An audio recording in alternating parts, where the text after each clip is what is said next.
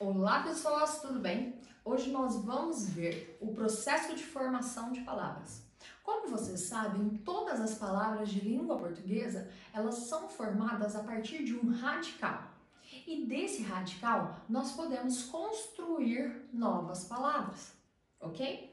Essas palavras podem ser feitas a partir da derivação ou da composição.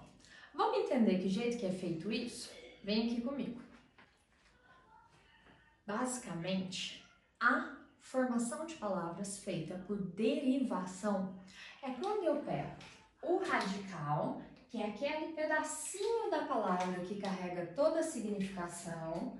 Vamos anotar aqui, ó, radical, certinho. E a partir desse radical, acrescentando prefixos ou sufixos, eu formo novas palavras. Um ótimo exemplo aqui, ó, é o radical leal. Eu pego o prefixo des e quando eu somo a palavra leal, eu formo a palavra desleal. Eu faço isso por meio da derivação prefixal. A derivação prefixal nada mais é do que a somatória de um radical e de um prefixo. Nesse caso aqui, ó, eu peguei o radical leal e somei a significação do prefixo des. E aí, eu formei uma nova palavra. Desleal é aquele que não é leal. Vocês entenderam? A mesma coisa acontece aqui, ó, quando eu pego esse mesmo radical e somo ao sufixo dade. O sufixo dade dá a ideia de ação. Quando eu pego o radical e somo a um sufixo, eu faço uma derivação prefixal. Quando eu formo lealdade, eu faço o ato de ser leal. Vocês entenderam? Então, a formação de palavras feita por derivação nada mais é do que eu somar o meu radical a um prefixo que vem antes do radical ou a um sufixo que vem após o radical. Lembrando sempre que prefixos e sufixos acrescentam significação a esse radical e formam novas palavras. Vocês entenderam? Vamos entender como acontece e quais são as classificações da derivação prefixal e sufixal? Vejam bem, meus queridos, quando eu tenho uma palavra que é formada por prefixo e radical, essa palavra ela é formada por derivação prefixal, como é o caso de desleal.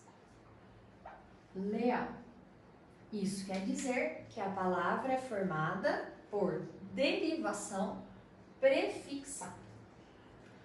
Quando a palavra é formada por radical mais sufixo, nós temos uma palavra formada por derivação sufixal, que é o caso de lealdade. Mas eu posso também formar palavras por derivação prefixal e sufixal. O que é isso, né, gente? Nada mais do que eu somar ao radical um prefixo e um sufixo, sendo eles independentes, como é o caso de deslealdade. No caso da derivação prefixal e sufixal, prefixo e sufixo funcionam de forma independente. Eu consigo formar deslealdade, mas se eu usar só o prefixo, a palavra funciona, e se eu usar só o sufixo, a palavra funciona também. O que é muito diferente da derivação parasintética. Vocês já ouviram esse nome? A derivação parasintética é quando eu também tenho a inclusão de um prefixo e de um sufixo ao radical.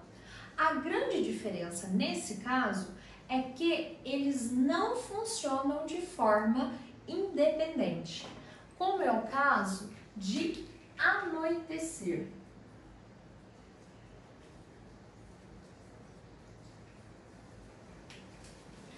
Em anoitecer, nós até sabemos que o radical aqui, ó, é noite. Mas eu posso retirar e falar noitecer ou falar à noite. Quando eu retiro o prefixo ou o sufixo, no caso da derivação parasintética, a palavra perde a significação. Então, quando vocês estiverem com dúvida se a gente está falando em derivação prefixal e sufixal ou derivação parasintética, basta que vocês tentem retirar o prefixo ou o sufixo.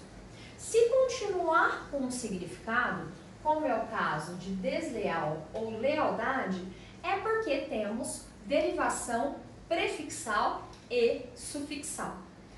Se por acaso a palavra perder a significação, como é o caso de anoitecer, é porque temos derivação parasintética, certinho? Então, nós temos derivação prefixal, que é o prefixo mais radical, derivação sufixal, que é o radical mais sufixo, derivação prefixal e sufixal, né, que é o prefixo, radical e sufixo, e derivação parasintética, que é também um prefixo, radical e sufixo, só que eles não podem ser separados, certinho? Mas não acabamos por aqui. Existem mais dois tipos de derivação. Nesse caso, estamos falando da derivação regressiva e da derivação imprópria. São muito simples, vocês vão ver.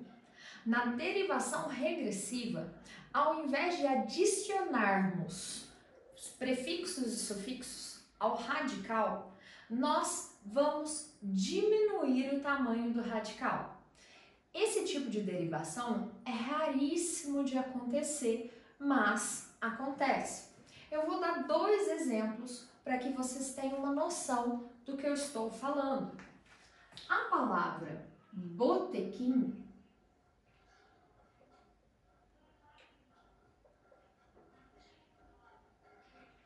é o radical da palavra boteco. Isso é um exemplo de uma derivação regressiva, em que o radical, ao invés de receber informações, ele perde informações. Vocês entenderam? Por isso que é uma derivação regressiva, porque ele diminui. Outro exemplo é o radical sarampão, que se torna o radical ou a derivação regressiva sarampo, que é a doença que acomete boa parte da população mundial quando não se vacina. Já a derivação imprópria, essa é mais fácil ainda. Por quê? Ela acontece quando pegamos uma palavra de uma classe gramatical e a utilizamos cumprindo função de outra classe gramatical. Por exemplo, quando pegamos um verbo e utilizamos como um substantivo. Vocês devem saber que toda vez que colocamos um artigo antes de qualquer palavra, transformamos essa palavra em um substantivo. Nesse caso, promovemos uma derivação imprópria.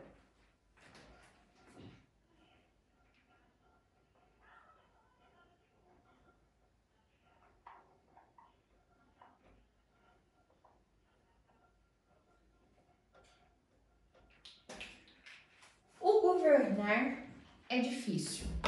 Governar é um verbo que está flexionado no infinitivo. Então, sabemos que a sua classe gramatical é um verbo.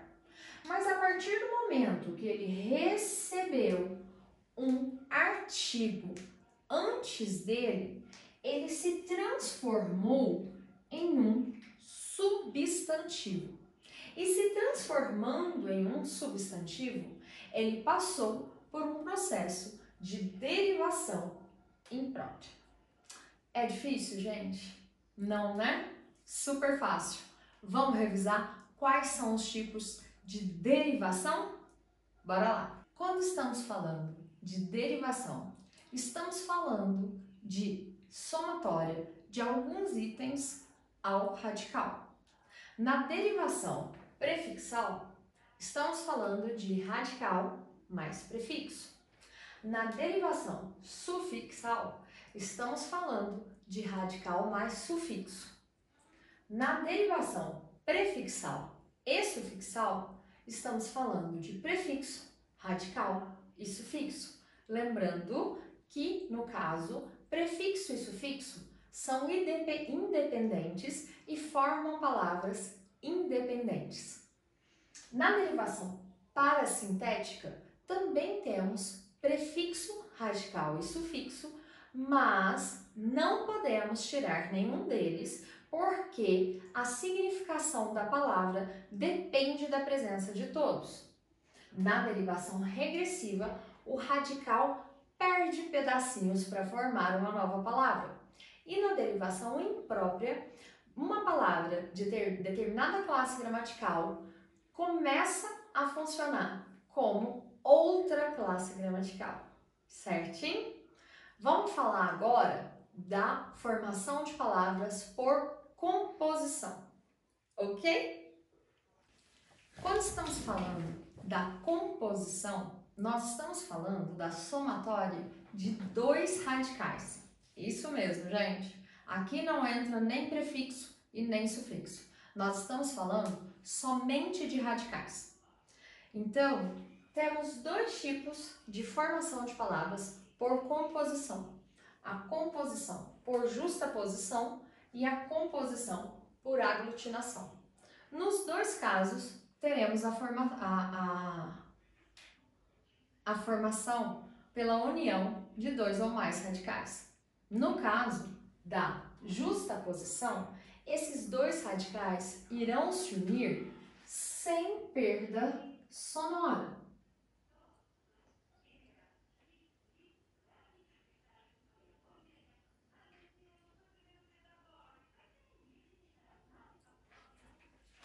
E na formação de palavras por composição, por aglutinação, esses dois radicais, ou esses três radicais, ao se juntarem, eles têm perda sonora.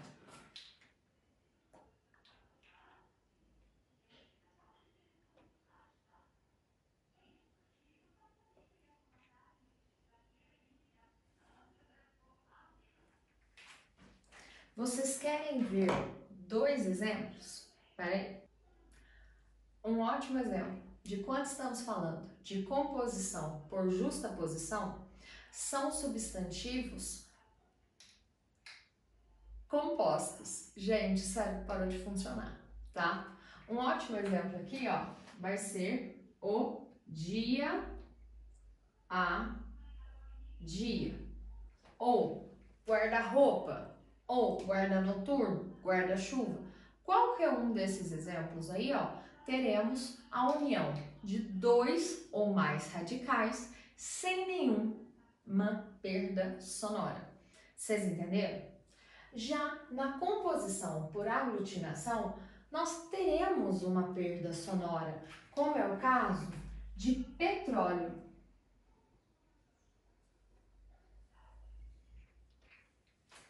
Não entenderam como é que petróleo acontece? Simples. Petróleo é o resultado de pedra mais óleo. Quando pedra mais óleo se uniram, houve uma perda sonora significativa. Então, aqui nós tivemos uma composição por aglutinação. Sem perda sonora, composição por justaposição. Com perda sonora, composição por aglutinação. Ok? Para finalizar, e não é menos importante, é bem importante, diga-se de passagem, eu vou falar sobre as 3 últimas formas com que palavras da língua portuguesa podem ser formadas. Estamos falando da onomatopeia, do neologismo e do estrangeirismo. A onomatopeia é facinho, né, gente? Estamos falando da reprodução de sons de animais ou de objetos inanimados, do toque-toque, do tic-tac, do au-au e por aí vai. Isso é uma forma de um meio de formação de palavras, certinho? O outro é o neologismo. No neologismo é quando juntamos radicais, prefixos, sufixos que, apesar de já existentes na língua portuguesa, ainda não trabalhavam juntos na formação de uma nova palavra. Vou dar um ótimo exemplo aqui, que faz parte de uma música dos Tribalistas.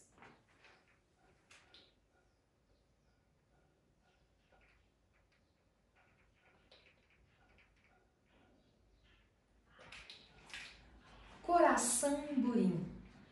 Coração, samba e tamborim. Então temos um coração que bate no ritmo de um tamborim numa música de samba. Eu juntei, no caso, os tribalistas juntaram 3 radicais e formaram uma nova palavra com uma nova significação. Isso é um neologismo. E por último, vamos falar do estrangeirismo, que nada mais é do que trazer palavras de outras línguas e colocar, utilizar no meio da nossa língua. O maior exemplo, assim, o que eu mais gosto de falar é o deletar. Deletar não faz parte da nossa língua. Ele vem da palavra delete, delete, nem sei falar em inglês. Mas o que nós fizemos? Pegamos o finalzinho do verbo ar, da língua portuguesa, e hoje em dia a gente até conjuga o verbo deletar. Eu deleto, tu deleta, ele deleta. Vocês entenderam? Isso é o estrangeirismo. Eu espero que vocês tenham entendido. Eu sei que é muita coisa, mas qualquer dúvida eu estou à disposição. Um beijo da titia Thaís.